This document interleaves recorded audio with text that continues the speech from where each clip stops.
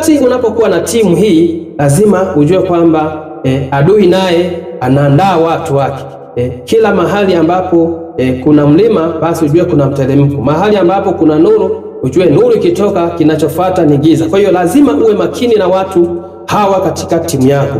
Mtu wa kwanza ambaye anatakiwa uwe makini nao katika timu yako ya maono ni watu ambao wanapenda watu wasiokuwa na imani, watu wanaopanda hofu, wasioamini kama inawezekana, wasioamini maono yako kama inawezekana.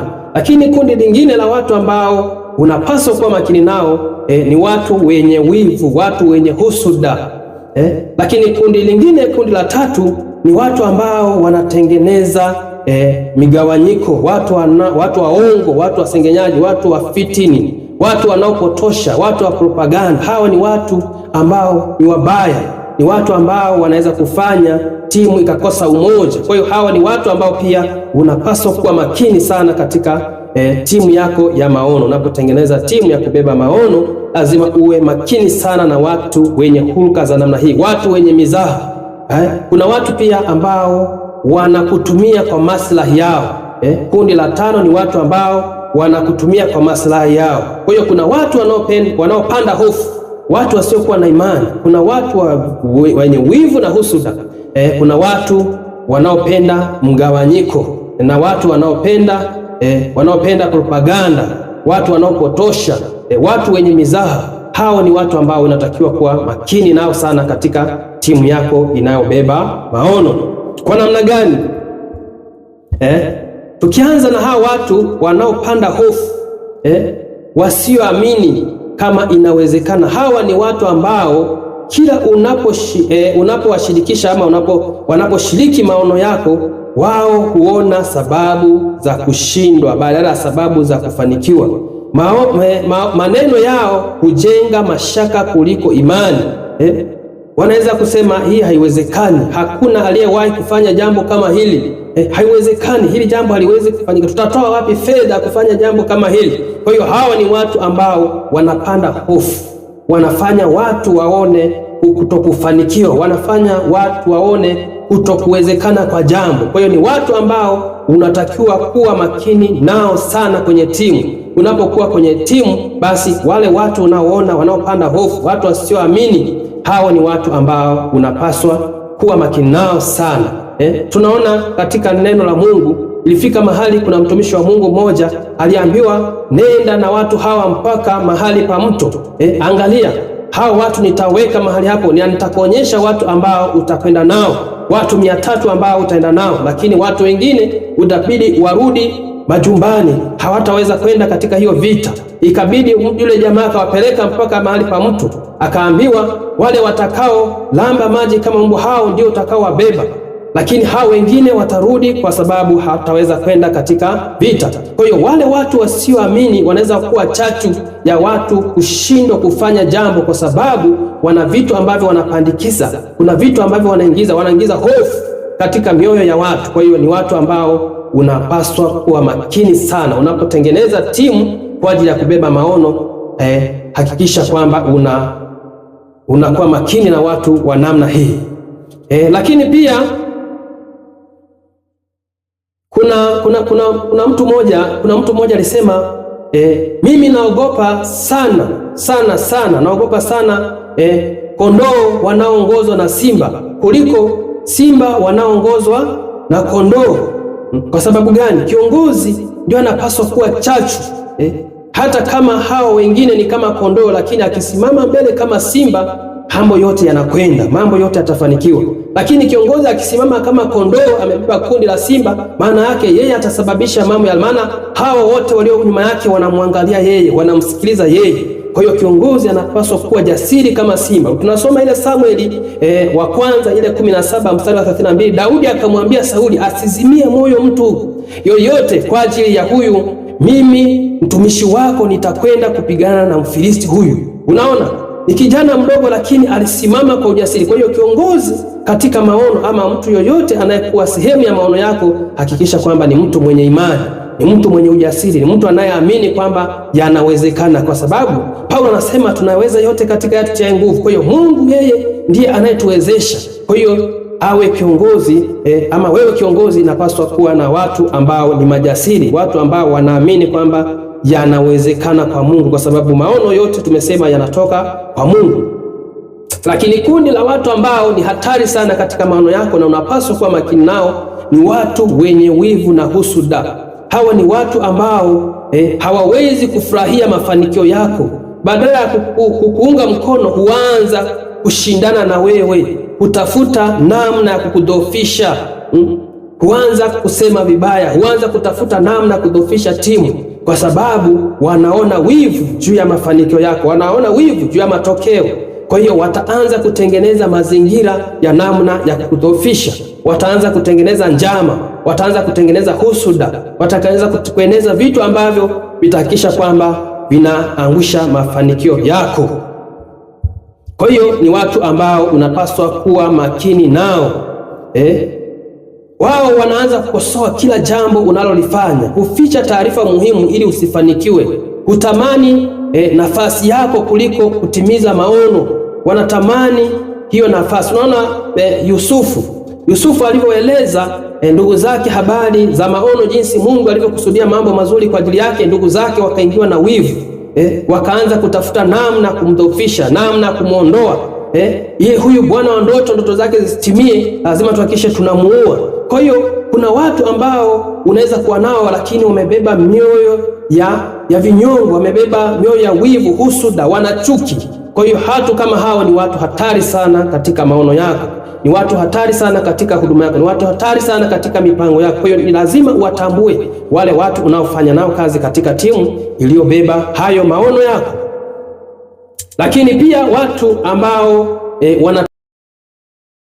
ni watu ambao wanaleta migawanyiko, waongo, wasengenyaji, wafitini, wapotoshaji, watu wanaoeneza propaganda. Biblia inatuambia katika ile Mithali 29 mstari wa 12 kwamba mwenye kutawala akisikiliza waongo, basi watumishi wake wote watakuwa waovu. Wewe ukiwa kiongozi ama ukiwa sehemu ya maono, ama wewe ndo mbeba maono, ukianza kusikiliza watu wenye tabia za namna hii, watu waongo, watu wasengenyaji, watu wenye fitina, ukianza kusikiliza, Biblia imetuambia kwamba mtawala mwenye kutawala akisikiliza uongo, basi watumishi wake wote watakuwa waovu. Kwa sababu sasa hii ndio itakuwa big deal, kwamba kila mtu sasa atatafuta akuletee uongo. Sasa uongo na masengenyo na namna zote za fitina zinasababisha kundi likose umoja. Lazima kutakuwepo na marumbano, kutakuwepo na kukata tamaa, kutakuwepo na magomvi, kutakuwepo na shida katika umoja, katika timu inayobeba maono. Kwa hiyo lazima kiongozi uwe ni mtu ambaye unachukia watu wa namna hii, unachukia tabia za namna hii, kwamba mwenye kutawala akisikiliza uongo, basi watumishi wake wote watakuwa waovu. Tito 3 mstari wa 10 nasema, mtu aliye mzushi baada ya kumuonya mara ya kwanza, mara ya pili umkatae. Tunaona Paulo anamwambia mtumishi wa Mungu Tito kwamba watu wa namna hiyo wakatae. Watu wa namna hiyo watadhoofisha mipango, watadhoofisha timu isifanye kazi, maono yasisonge mbele, kwa sababu ni watu ambao ni hatari, ni watu ambao ni wa kuepuka.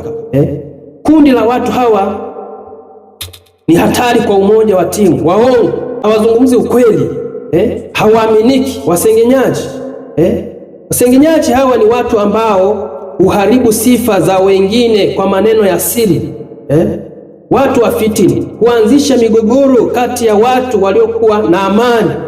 Watu wapotoshaji hubadilisha ukweli ili watu wapoteze mwelekeo wa maono. Kwa hiyo kundi la watu kama hawa ni watu hatari katika maono. Kwa hiyo ni watu ambao unapaswa kuwaepuka, ni watu ambao unapaswa usiwaendekeze. Lazima kiongozi uwe ni mtu wa msimamo, kuhakikisha kwamba kundi linakuwa katika hali ya umoja, kundi linakuwa katika hali ya mshikamano. Lakini watu wenye mizaha, hawa hufanya kila jambo kwa utani, hawatambui uzito wa maono wala jambo fulani. Kwa hiyo ni watu ambao huvunja nidhamu na ya timu. Hawazingatii muda, ni watu wanaona vitu tu ni vitu vya kawaida.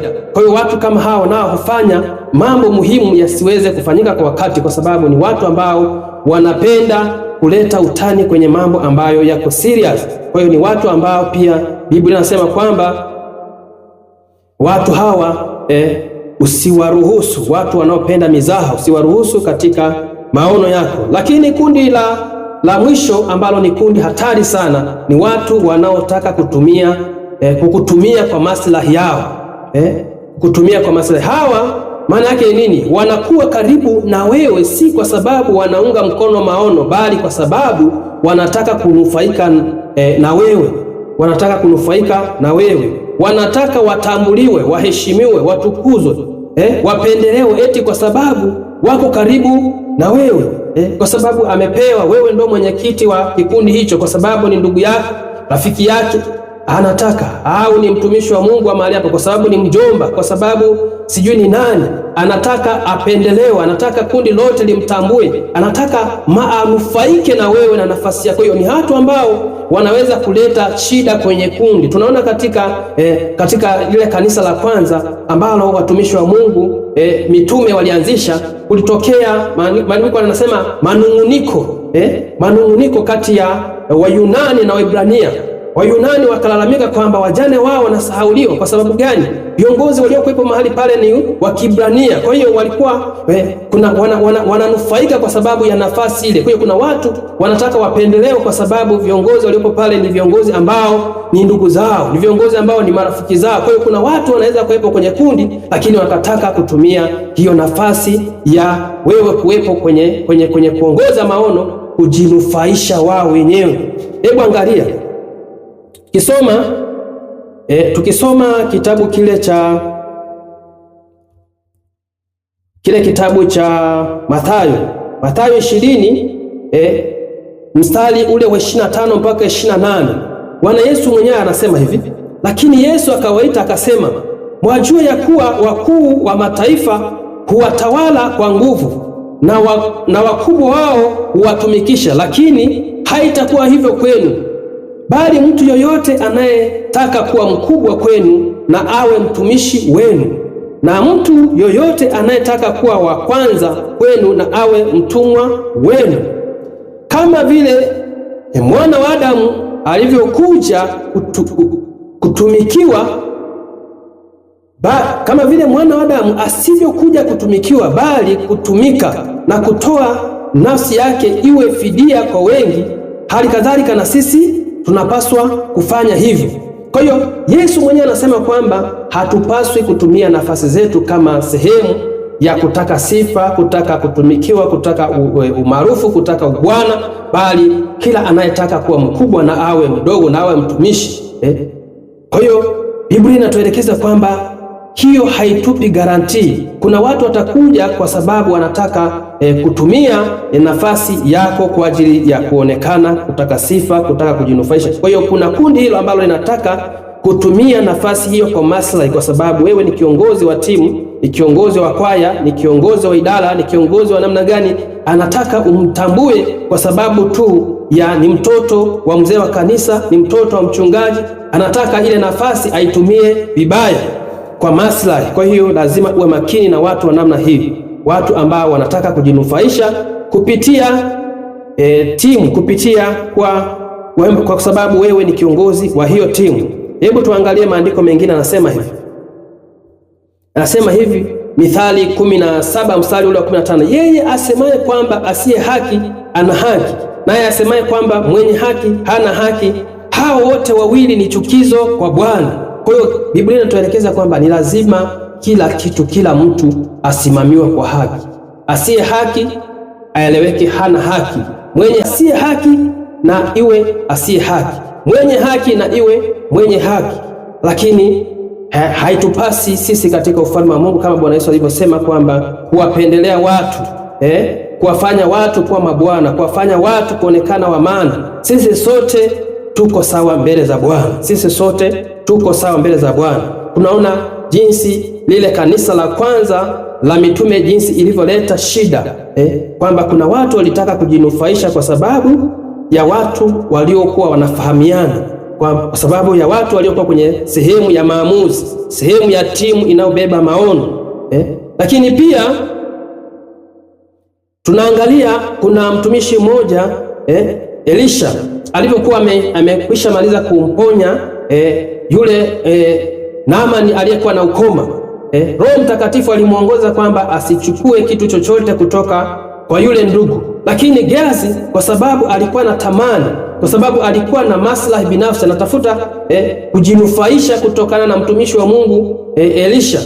Baada ya kuona yule mtu ameondoka na zile zawadi zote alizokuwa ameziandaa kwa ajili ya uponyaji, akamkimbilia, akamfuata, akamwambia haiwezekani, hizi gharama zote ziende hivi tu, jamaa rudi na gharama zote hizi. Akafika akamwambia, nimetumwa na bwana wangu. Lakini kweli ni kwamba Elisha hakuwa amemtuma yule jamaa. Ikafika mahali akabeba zile gharama zote, akabeba zile fedha, akabebeshwa, na Biblia inatuambia kwamba akapewa na watu wa kumsaidia kwa ajili ya kubeba vile vitu. Lakini Elisha akamwambia, hivi vitu haukupaswa kuvichukua. Tukisoma kitabu kile cha Wafalme wa Pili ile sura ya 5 mstari ule wa 21 mpaka 27 utaona haya mambo. Asema, basi Gehazi akamfuata Naamani, naye Naamani alipoona mtu apigaye mbio anakuja nyuma yake, alishuka garini amlaki. Akasema, je, ni amani? Akasema, amani. Bwana wangu amenituma kusema, tazama sasa hivi wamenijia kutoka mlimani mwa Efraim vijana wawili na wana wa manabii, uwape na kuomba talanta ya fedha na mavazi mawili. Naamani akasema, uwe radhi, usijali, ukatwae talanta 2. Akamshurutisha, akafunga talanta 2 za fedha ndani ya mifuko miwili na mavazi mawili, akawatwika watumishi wake wawili, nao wakayachukua mbele yake. Naye alipofika kilimani, akavitwaa mikononi mwao. Jamaa huyu baada ya kufika karibu na eneo la nyumbani, akaona hamna hivi vitu, tukifika pale, kwa sababu ni vitu ambavyo bwana mkubwa hajaridhia, akituona tumebeba lazima atahoja. Akamwambia, basi bwana, nashukuru imefika, naomba muweke tu hapa, ni karibu tu, nitavichukua nitavipeleka. Kwa hiyo akafanyeje? Naye alipofika kilimani, alivitoa mikononi mwao, akaviweka nyumbani, akawaacha wale kuondoka nao, akaenda zao. Lakini yeye akaingia, akasimama mbele ya bwana wake Elisha, akamwambia, watoka wapi Gehazi? Akanena, mtumwa wako hakuenda mahali. Unaona, huyu jamaa yeye alitaka kujinufaisha kwa sababu aliona kuna vitu ambavyo anaweza kufaidi, lakini lengo lake halikuwa katika huduma ile. Lengo lake halikuwa katika kusikiliza bwana wake, lakini alitaka kujinufaisha kwa sababu aliona bwana wake ametenda, amemponya yule Naamani, na bwana wake anataka kuacha vitu ambavyo yeye alivitamani. Aliona ni vitu ambavyo inatakiwa avibebe, kwa hiyo ikabidi avifuate kwa sirisiri. Kwa hiyo kuna watu ambao watatafuta namna ya kujinufaisha. Kuna mtumishi mmoja alinishuhudia siku moja, anasema rafiki yake mmoja akamwambia, bwana, mimi sasa naomba unipe nafasi, mimi nitakuja pale kanisani, wewe utanisaidia tu, utakuwa unanipa nafasi, mimi kazi yangu ni kutoa shuhuda, takuwa mimi ni mbunifu katika kutengeneza shuhuda ili tupige hela, na wakati mwingine hata kama unahitaji watu wa kutengeneza namna ya kutengeneza maigizo katika maombezi yako, ili tuweze kutengeneza hela, watu waweze kuamini kwamba wewe ni mtu mwenye nguvu ya Mungu, unafanya miujiza, ili tuweze kupiga hela. Kwa hiyo kuna watu wanataka kutengeneza mazingira ili waweze kunufaika na maono yako, lakini si kwamba ni watu ambao wako tayari kwa ajili ya kusapoti maono, lakini wapo pale kwa ajili ya kujinufaisha, wako pale kwa ajili ya kupiga hela, wako pale kwa ajili ya kutafuta maslahi, kwa ajili ya kujijenga, kwa ajili ya kutafuta sifa. Wanaweza kutumia timu kwa ajili ya kutafuta umaarufu. Wewe unafikiri hawa ni watu ambao hawezi kuwa na wivu na kile ambacho kinaendelea pale? Ni kama mganga wa kienyeji. Mganga wa kienyeji yeye anachoangalia ni maslahi yake. Mganga wa kienyeji, hakuna mganga wa kienyeji ambaye anaweza mgonjwa akaenda akasema huu gonjwa siwezi. Anachoangalia yeye ni maslahi yake. Hata kama ukifia pale, yeye anachotaka ni hela. Kwa hiyo wako pale kwa ajili ya maslahi yao wenyewe. Kwa hiyo hawa ni watu hatari katika huduma, katika timu ambayo unakuwa nayo inayobeba maono. Bwana Yesu asifiwe, mtumishi wa Mungu. Bwana Yesu asifiwe sana. Kuna mchungaji mmoja alishawahi kunisimulia ushuhuda mmoja, akasema kuna ndugu mmoja alienda akamwendea siku moja, akamwambia ninaomba wewe, ni mtumishi wa Mungu, najua una nguvu ya Mungu, tunaona unafanya mambo makubwa, lakini kuna mahali kuna utajiri. Sasa mimi siwezi kwenda mahali pale nikaweza, lakini kwa sababu ile eneo, maana eneo lile limejaa mizimu. Lile eneo, kuna eneo moja ambalo wazungu walivyotaka kuondoka, walivyokuwa nakimbia, kuna mahali walienda wakafukia dhahabu. Sasa ile eneo kwa sababu limezingirwa na mizimu, limezingirwa na mashetani, na wewe ni mtumishi wa Mungu, ninakuomba twende lile eneo. Wewe najua ukishapiga maombi ile mizimu itaondoka na sisi tutachukua ile dhahabu. Kwa hiyo unaona, mtu kama huyu si kwamba yuko tayari kushirikiana na maono ya mchungaji, lakini anataka kutumia nafasi ama huduma ya mchungaji kwa ajili ya faida yake mwenyewe, anataka kutumia kwa ajili ya maslahi yake mwenyewe. Lakini mtumishi wa Mungu akamwambia, basi ninaomba unipe nafasi niweze kuzungumza na Mungu. Alipozungumza na Mungu, Mungu akamwambia, wewe unataka kupata faida ama unataka kutafuta utajiri wa mashetani? Neema yangu inakutosha. Unaona? Kwa hiyo kuna watu wa namna hiyo wanaweza kuwa karibu na wewe, lakini lengo lao si kutaka kushirikiana na wewe. Lengo lao ni kutaka kujinufaisha kutokana na wewe. Mungu akubariki sana.